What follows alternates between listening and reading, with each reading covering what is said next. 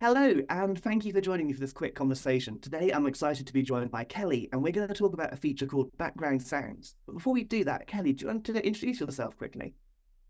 Hi, yeah, I'm Kelly. I teach in FE college in the UK, and teach a lot of SEND learners. So accessibility is priority as part of my role. Fantastic, and that's obviously the topic of our conversation today on Global Accessibility Awareness Day. So, when I say background sounds, I think people watching probably have got a vague idea of what that might be. But could you just explain to everyone how that changes the way the iPad is used, how the iPad works? What does background sounds do? The background sounds enables you to put on basically a background sound that could help with concentration and also help with anxiety. So basically, it allows you to select various sounds like white noise, rain, that you can play at any time to drown out basically anything that might be happening around you. So how does that differ then from like playing a track on Spotify or a YouTube video? Is it the same thing, or are there some differences?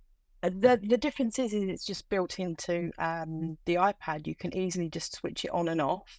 You don't need internet access, which can be a challenge. And you're not having to go off anywhere. It doesn't distract you from what you're actually doing. So if you're already doing something on your iPad, it doesn't take you away from that. You can just easily switch it on and off from the control center, and it's there. I guess there's no risk of an annoying advert popping up after like 4 hours either. Let's have a Yeah. quick look at how we can enable it on our devices, and then we'll jump back and hear about how you use it with your students. To get started, jump into the Settings app, and then we're going to scroll down to Accessibility. From here, we're looking for the Audio and Visual option, which will give us the option here to go into Background Sounds. From this screen, we've got a toggle right at the top to enable background sounds, and as soon as I flick that on, you'll hear that noise start playing in the background. You can control the volume on this screen as well, and here if we tap onto sounds we can choose what sound effect we have playing. There are a few to choose from. I quite like ocean, and you can hear it change when I select that new choice. If I go back a level, I can also change if I want this sound to be playing all the time or only some of the time. So I'm going to turn it off so it doesn't play when media's playing. So if I was listening to a music track or perhaps a video, the background sound would stop and then come back again afterwards. Now you can enable and disable background sounds from this menu, but there's an even quicker way if you're going to use it quite often. If we jump back to the top level of accessibility and then scroll right down to the bottom, we'll find the option for the accessibility shortcut. From here you can tap and select as many accessibility features as you like, and a floating menu will pop up when you triple press the home button or the top button on your iPad. I'm just going to choose background sounds and colour filters here, and then when I leave the app and go elsewhere on my iPad, I can simply press the lock button 3 times, and then I can enable or disable background sounds no matter what I'm doing on my iPad. This is a really handy feature to help improve concentration, to reduce noise around you, and to help you really focus on the learning or the work you're doing on your device. Okay, so as you can see, background sounds is really easy to enable and to customize. And using that accessibility shortcut, you can enable it at any time, no matter what you're doing on your iPad. So, Kelly, we've seen how this feature works and what it sounds like. Could you describe how this is used in your classroom with your students?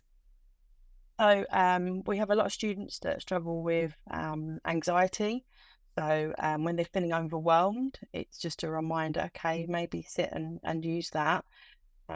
Also, when we have students that struggle with concentration or they're sort of feeling a bit demotivated, we also find it really helps them with them as well. So it's a feature that we show all students, everyone, because it's helpful for anybody. And because they get a choice of different sort of types of sounds, we get them to find the sound that suits them the most. And it allows them to just sort of put themselves in a little sort of bubble of calm almost that takes them away from the environment around them to sort of, you know, get back into what they're doing basically. And yeah, become more calm. I love that phrase, a bubble of calm. I think everyone uses Yeah. that in life. I use background sounds when I'm editing videos quite often because it's just something in the background rather than being in a quiet, empty house. Because I think sometimes if things are too quiet, it can almost be a bit unusual as well. Yes, no, definitely. So it just allows you to have that sort of element of, you know, calmness, as I say, I can use the word calm. But it yeah, being even the silence can sometimes be a distraction. You can find yourself not getting motivated. So it's certainly helpful. I use it myself, especially when I'm sort of like studying or, playing my lessons. It certainly helps me as well. Absolutely. You mentioned that you introduced it to your whole class. I think that's a really nice idea because it kind of makes it accessible to all. How does that process go? Did you just kind of point them in the direction of it? Do you give them time to explore? How might people do that in their class? So we sort of start off because all of our students get an iPad, so we're quite lucky in that aspect. So we do sort of some initial things of demonstrating quick things that would be good for them, like the accessibility features, how to access different apps, but that includes those sort of looking at background sounds and showing them that that's a feature that they can easily access at any time during their lessons.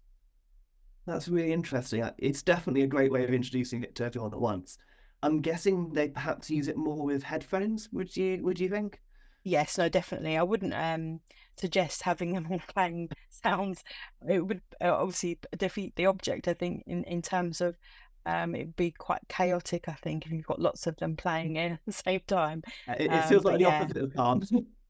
yeah. But we do provide all our students with sort of headphones as well, so that enables them to do that.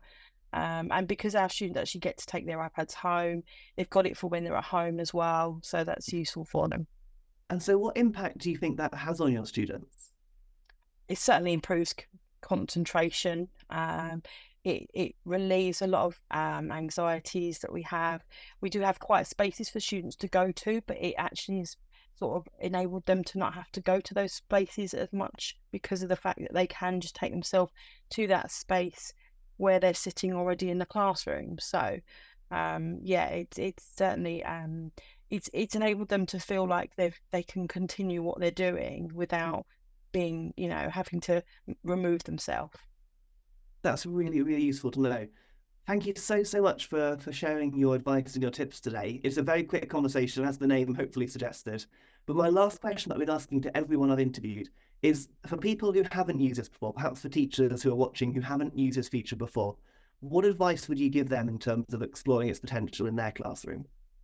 Just test it out for themselves first, get familiar with it, but then sort of think about their students. I'd say, as I say, introduce it to all of them because everyone would likely make use of it for their own purposes. So yeah, try it out yourself and then explore it and sort of provide it as an option for all of the students and see how they get on with it. Fantastic. That seems like very wise advice. I think without exploring and playing with these features ourselves, it can be hard to know how they could fit into our day-to-day lives. And having a little play and going into those settings and just enabling it is a really important thing to do. Kelly, thank you so Yes. much for your time and your advice today. It's been lovely talking to you. Thank you. You too.